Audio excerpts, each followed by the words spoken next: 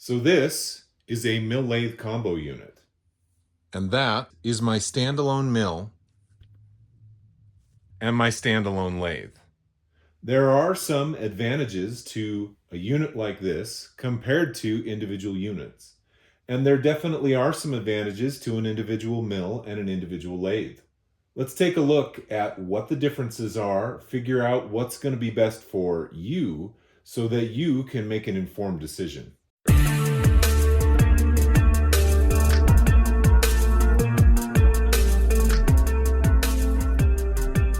Greetings, fellow DIYer, and welcome to my video. So this video is a direct result of questions and posts that I have seen on forums and Facebook pages. There's a lot of guys out there interested in a machine like this, and to get more information, they'll go to said forum or said Facebook page and ask the question, should I get a mill lathe combo unit? And there are three answers that you will typically see. The first answer comes from the haters, and they will say, do not get a mill lathe combo unit because they are garbage. The second answer you will see is, I have one, I like it, it's fantastic, there's nothing wrong with a mill lathe combo unit. And the third answer you will see, and probably the answer that I fall into the category of, is a mill lathe combo unit is a pretty good lathe and is a little more challenging when using the mill. I've had this since 2011, I believe, somewhere in there, at least 10 years, and I have made a ton of parts on it. I've also done a ton of upgrades to it, and overall, it has served me extremely well. As you've seen, I have upgraded to a standalone mill and a standalone lathe, and the reason for that is I have outgrown this machine. It has size limitations and feature limitations that my new machines do not have.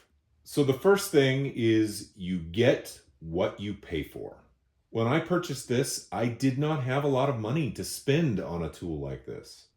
And not only did I buy a mill lathe combo, I also bought a Harbor Freight mill lathe combo. Had I gone with a Grizzly unit, it would have been a slightly higher quality. Had I gone with a Smithy, it would have been an even higher quality. So that's the first thing. If you're gonna get the budget-friendly combo unit, especially if you're buying a used one, understand that it may need some tune-up. It may need some extra features added to it. It may need a little love to ultimately get it where you want to get it. Before we compare this mill lathe combo unit to my standalone mill and my standalone lathe, let's look at some of the features that are on this machine, some of which that I have added, and so we can get a little better idea of what is involved in this machine. When I first purchased this, the only control was a switch in this location, and it gave me off, forward, and reverse. And that was it. That was the only thing that I had to control it. I have since then added some control panels. We have an emergency stop, we have master power. I put a treadmill motor on it so that it has variable speed. I have power feed options using this stepper motor. I have a clutch to disengage the stepper motor, and I have ELS, which allows me to thread. And all of those features were not features that this mill came with. It was simply forward, reverse, and off. This lathe came with a 4-inch chuck. I have subsequently upgraded to a 5-inch chuck. This happens to be a 4-jaw self-centering. I've got a 4-jaw independent, and I've got a 5-inch 3-jaw chuck, all of which really opened up this machine and made it easier for me to hold work. To the left of that, I have a spindle lock. That's this unit right here. You tighten that down and it locks the spindle in place. That's a feature, again, that I added to this machine, not something that it came with. Down here, I've got an RPM meter. Again, this is the stepper motor that drives my power feed and my ELS. This is an encoder that tells the ELS system what the spindle speed is and what it's doing. And adding these features really opened up this machine for me. It made it so much more user-friendly and has allowed me to make so many more parts. Up here, we have the mill head. And again, this is probably the part of this machine where things are lacking a little bit. Originally, right at the spindle was a clutch mechanism. And that clutch mechanism took the spinning motion from the motor and sent it up a shaft to the mill head. The problem that I had with the clutch mechanism is it created a lot of slop. There was slop between the drive belt and the spindle of the lathe. There was slop between the drive belt and the mill head. To solve that solution, I added a second treadmill motor specifically for the purpose of driving the mill head. And then I went in and locked out this clutch. And that was the first major improvement that I made to this machine as far as quality of cuts. By locking out the clutch and making the drive much more solid and less slop in it, it really improved the overall quality of the cuts that I was making. So here we have the mill head, and again, this is the part of this machine that is the most lacking. There's not a lot of space between the spindle of the mill head and the column, and there's no adjustment other than lowering the quill between the spindle and the bed.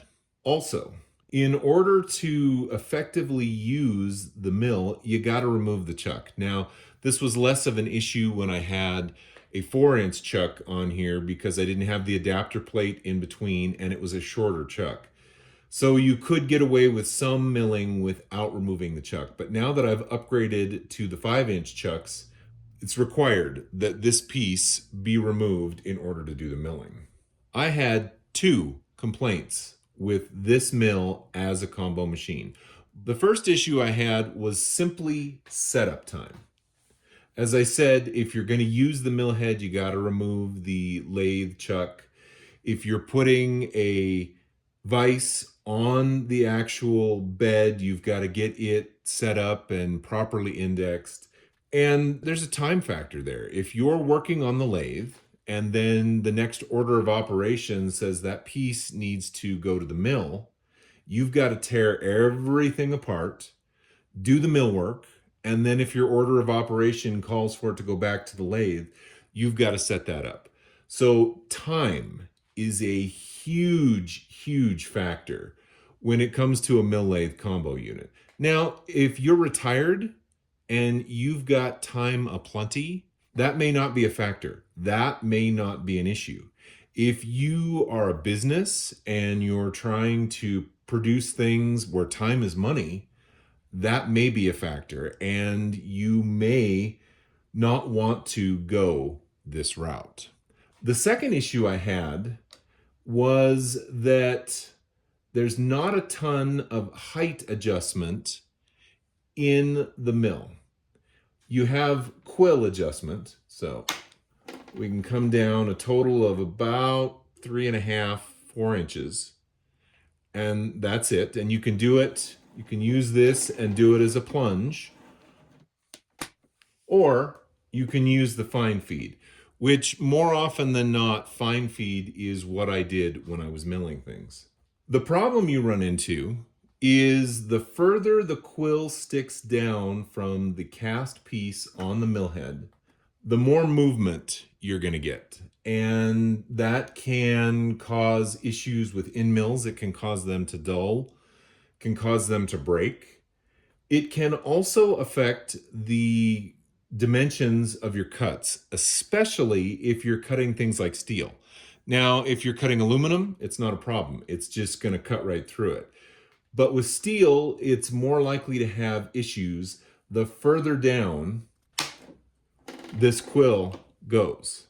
One solution that I found to help eliminate this issue and to help solve this problem is how I chose to hold the tools. The spindle on this mill head is R8. This is an R8 collet, and it fits directly up into the spindle. And when it's up there, I can put taller pieces in this mill lathe combo. This is an R8 to ER32 collet holder.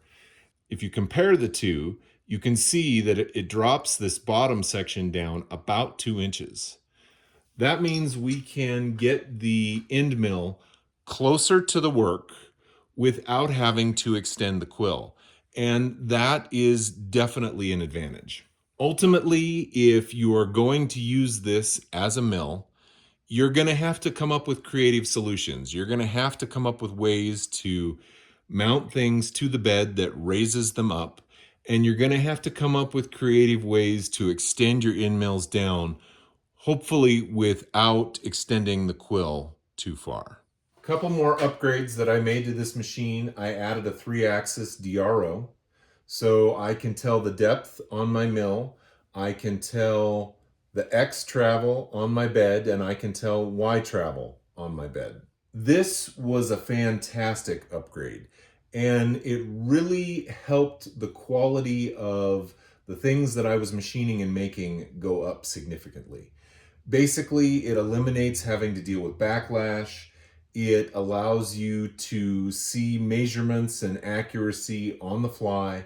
And it really took my machining level from just okay to a whole nother level when I added the DRO. This machine came with a turret style tool holder.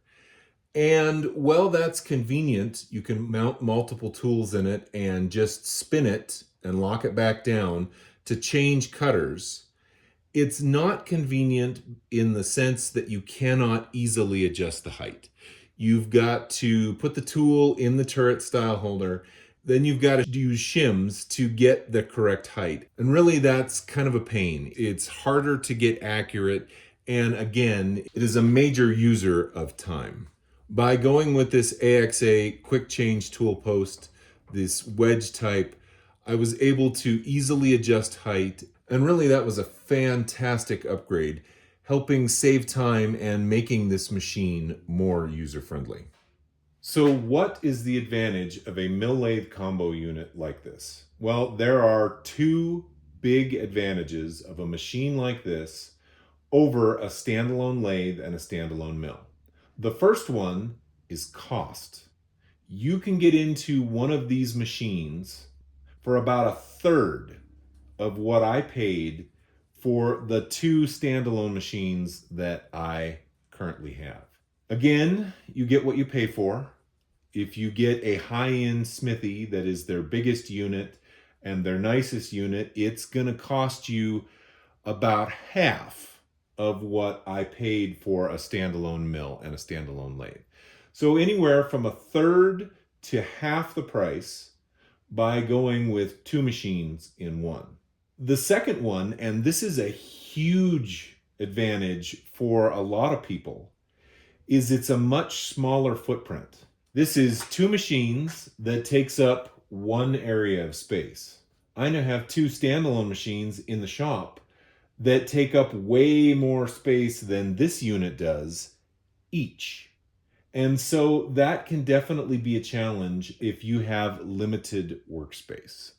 Because of the upgrades that I've done, especially when dealing with small parts, this lathe and this mill can do many of the same things that my standalone stuff can do. As soon as we start working on bigger parts, that's where the difference really begins to show. So as a comparison, let's take some measurements. From roughly the edge of the column to roughly the edge of the tailstock, we have about 22 inches. If we go from the chuck to the end of this live center that I have, we're at about 12 inches. Now, if I put a dead center in that, that's going to help with that. If I install the dead center that goes into the spindle, we're going to gain a few more inches. I think this machine is rated at like 16 or 18 inches center to center, but it's definitely pretty small. Then, if we look at height from the bed to the base of the spindle. Now I've actually got some tooling in the spindle. So I'm gonna go all the way to a base, and we have about 12 inches. So that means whatever tool holder we have in here, whatever vise we have down here, or fixture, or whatever we're using to hold the work, and the work has to fit within a 12-inch span. And then on top of that, again, we may have to remove this chuck. We've got to be able to move that work this way and this way and this way and this way. And that's definitely where it can be a little challenging, because if you put any work of any size in this machine, there's not a lot of room to move it. By comparison, this machine is a whole lot bigger. If I stick the tape measure here and I go from the edge to the edge of the tailstock, we're at 37 inches. If I go from the end of the chuck to the end of the live center, we're at almost 24 inches. And again, you can go from dead center to dead center and you'll get 28 inches. That's actually what the 28 stands for in the 1228. You can get 12-inch spin and 28 inches total bed length. So on the mill, there are two major features that really are a significant improvement between this machine and the mill lathe combo unit. The first is the overall size and travel of the bed. This bed is huge. I can put a large piece on it to work, and I have tons of bed travel, whereas the bed travel on the mill lathe combo was pretty limited. The other advantage, and this is a big one, is the adjustability. I can move this mill head up and down, slam it all the way down to the bed of the mill if I need to, or take it up. I've got this nice hand crank to be able to do that, but who wants to hand crank when you can simply do this?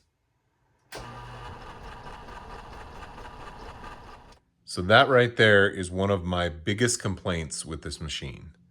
The screws that hold this chuck in place are actually shielded by the column.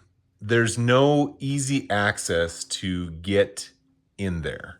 In fact, it was such a pain that I had to take an Allen wrench and cut the end off to be able to get a tool in between the end of the spindle and the edge of the column. You can get that tool in there. Now I have room to work, and you can loosen those bolts and get this chuck off. Now, it's a 3-hole spindle, so you have 3 rounds of bolts that have to be removed. Now, with all the years that I've been using this machine and taking a chuck off and on, I've gotten pretty good at doing it, but especially the first few times, it was a real pain. And if I'm being completely honest, adding this spindle lock just created a little more challenge, because that's one more piece that you have to get in past to get to those bolts. Conversely, on my new lathe, we have a D1-4 style chuck mounting system. So if I want to change out the chuck, it's really pretty simple. All we have to do is go in, loosen these 3, and then give it a whack with the dead blow hammer.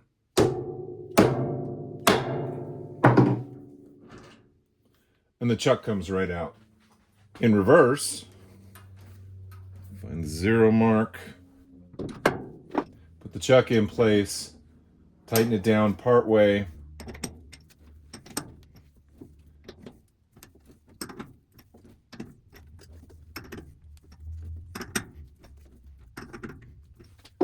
and just like that, we have changed out the chuck. I would say that changing out the chuck on the other machine probably took 3 or 4 times as long. So what are my final conclusions? Is a mill lathe combo right for you? Or should you be looking at making the investment into individual machines? Well, as I said earlier, you get what you pay for. So If you're going to go with a combo machine, either get a higher end unit or know that you're going to have to spend some time and effort upgrading things. Second, be very mindful of the space you have to work. That lathe that I have in the shop is big enough that it's taking up a lot of space, a lot more space than this unit took up. Plus, now I also have the mill taking up space. So if you have limited space, a combo unit might be a good solution for you. Next, if you're going to spend 90% of your time using the lathe and only 10% of your time using the mill, this is a pretty good way to go. The small amount of milling that you're doing doesn't necessarily make it worth the investment to get a standalone machine. Now, if you're going to be using the mill a lot more, then at that point, your time becomes a significant factor. And if you have lots of time to spend, then a combo unit's not a bad way to go. You can switch from mill to lathe fairly easily, just takes a little time. But if you're going to be making lots of parts on the mill and lots of parts on the lathe, and time is of more value, then you're probably going to want to go with individual machines. Lastly, and this is the big one, if you are going to be doing large projects that require accuracy down to 1/1000th of an inch, you probably want standalone machines. If you're going to be doing smaller projects and you can give or take a couple of thou, this is a good way to go. I think a lot of the people that hate these machines, they're expecting them to perform like a high-end machine. I wouldn't go into my shop and use my Precision Matthews mill or my Precision Matthews lathe and expect it to work like a high-end Bridgeport. It's not going to happen. The same is true with a combo machine. If you're going to use a unit like this, you can't expect it to work as easily or necessarily as accurately as the two standalone machines that I have. But again, it depends on what you're making. If you're doing just basic fabrication where a few thousandths here or there doesn't make a difference, this is a pretty good way to go. It's kind of like buying a truck. If you buy a half-ton pickup and then you use it for the types of things that you'd normally use a 1-ton pickup for, you're not going to be happy with it. But if you buy a half-ton pickup and use it for half-ton applications, it's probably going to ride better and be a little smaller, and overall you'll be happier with the half-ton than you would have been with the 1-ton. In conclusion, this mill lathe combo has been fun to upgrade. It has served me well, and I have made a lot of things with it. I'm now very happy to have two standalone machines, and it has really opened up my ability to make more stuff. But for the 10 plus years that I was using this, it was a good investment. I definitely got my money's worth out of it, and I enjoyed using it. If you have any questions, don't hesitate to put them down in the comments, and I would be happy to answer them for you.